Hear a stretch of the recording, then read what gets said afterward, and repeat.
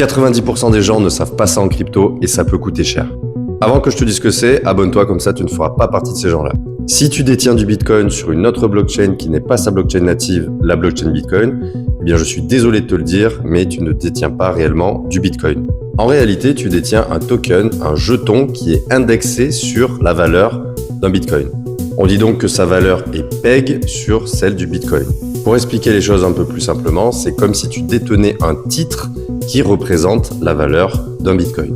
Finalement, un petit peu ce qu'on faisait avec les billets quand on avait un fonctionnement avec de l'or, eh bien les billets représentaient une quantité d'or. Je te donne un exemple très concret avec le BTCB. Si tu ne le sais pas encore, Binance a créé une blockchain qui s'appelle la BSC, la Binance Smart Chain. Et ce qu'ils ont fait, c'est que Binance a bloqué une certaine réserve en Bitcoin sur la blockchain Bitcoin et ils ont émis la même quantité sur une blockchain qu'ils ont créée, la BSC.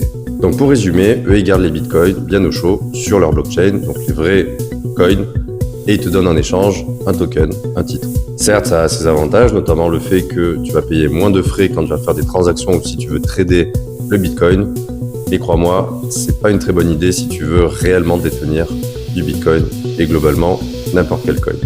Partage cette vidéo qui est super importante et si je t'ai appris quelque chose, dis-moi-le en commentaire.